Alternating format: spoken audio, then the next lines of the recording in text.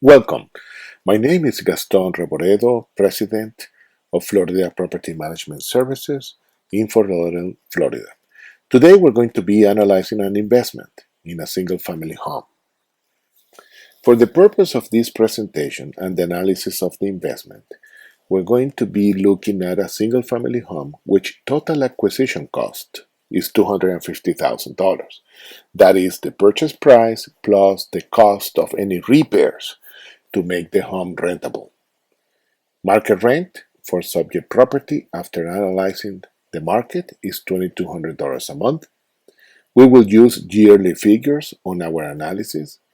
The analysis is going to be before tax. We can perform a specific after-tax analysis according to the needs of each investor. But for the purpose of our presentation, it's going to be an analysis before tax. First, we're going to be talking about gross rental income. Gross rental income is the potential income subject property can bring in a year if it is occupied all the time. So therefore, if the rent is $2,200 a month, the gross potential rental income for the year for the property is $26,400. Then we need to account for vacancies and collections because the home is not going to be rented forever. So we're going to lose some time in between tenants. A tenant moves out, another tenant moves in. So in between tenants, we're going to lose some rental income. Experienced property managers know how to allocate or what percentage to use when calculating these vacancies and collections, and that number should be used when calculating the return on the investment. So the gross rental income less those vacancies and collections, that factor that we apply to vacancy and collection, is going to give us the effective rental income of the property. For this presentation, we assume our yearly vacancy and collection amount of $1,000. Therefore, our effective rental income is $25,400. That is the gross rental income less the vacancies and collection. Then we need to talk about the property expenses. Expenses on a rental property are property taxes, insurance, repairs, homeowners association fees if the property is located in a community regulated by a homeowners association, property management fees, and reserves for replacements. This is very important because many investors don't take this into account when analyzing the return on an investment property. This is the amount that we must put aside to pay for replacement of equipment, carpet, appliances, water heaters, air conditioning, roof, etc. That expense is going to come down the road, and we need to account for that. The number is going to be based on the age and condition of the property and all the equipment, and the useful life, the expected life of each item. And maybe a roof is going to be 25 years, or maybe it has another 10 or 15 years to go under our estimation, and maybe we use that. And maybe appliances are new, and we can estimate that they're going to last 8 to 10 years. Maybe they're not that new, so we need to estimate that we need to replace the appliances in 5 years.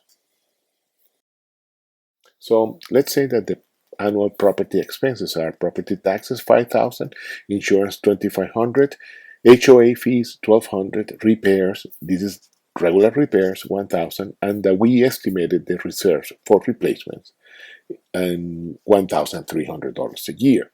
Then property management fees are $2,000, so the total annual expenses are $13,000.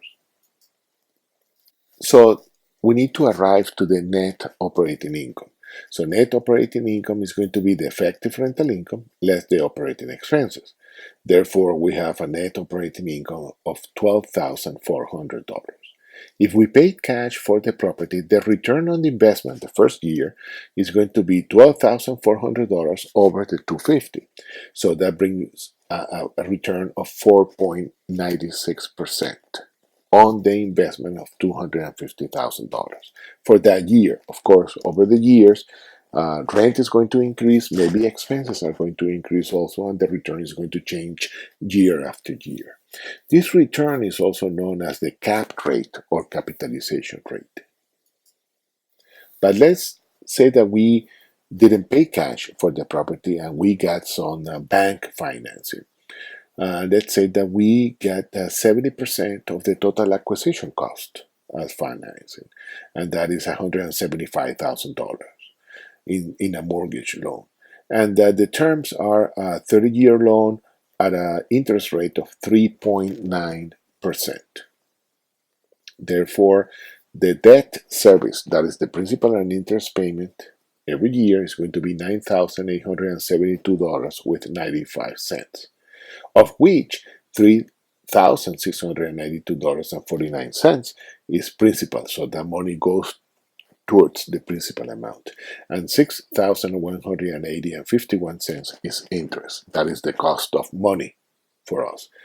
The amount that goes to the principal payment, that is going to be reducing the debt. So that has to be counted as income on our calculation of return. We're going to get some income in cash, which is the cash flow, the net cash flow every year, and also some income in principal reduction. When time comes to sell the property, we're going to get the difference between the sales price less the selling expenses and the mortgage balance. At that time, we're going to get all that cash, but it's a return that we're getting every year. So we have a net operating income less the debt service is the annual cash flow. So the annual cash flow is $2,527.05. To calculate the return, we need to take into account that cash flow, that is the money that we're getting in cash, and also the principal reduction, that is the amount that we're lowering the principal balance on the mortgage loan. So altogether is $6,219.54. Since we purchased the property with a mortgage loan of 70% loan to value, we only put down 25%. So our equity is 25% of the total acquisition cost of $250,000. So our equity is $62,500. Then the return on the investment is our total income, which is the cash flow and the principal reduction of $6,218.54 over the $62,500. That is 9.995%, and that is the return on the first year. Of course, that changes year after year, and we can analyze over a period of time. That is positive leverage because we're able to get money at a lower rate than the capitalization rate. And that when that happens, that increases our return on the investment.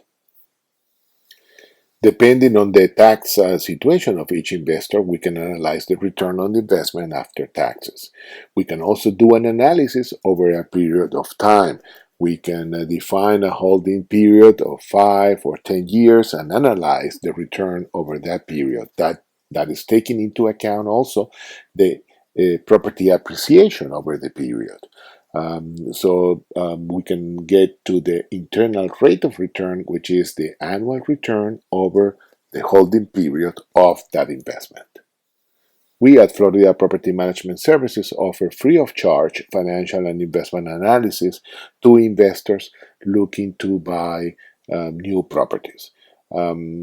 Investors that are considering buying through any broker investment property can come to us and we can analyze the property, analyze the investment, provide them with the numbers and the figures and the return to see if it meets their criteria and their needs. That is free of charge, so please contact us if you need that service at info@properties.rent or one of our phone numbers. Thank you very much for watching and see you next time.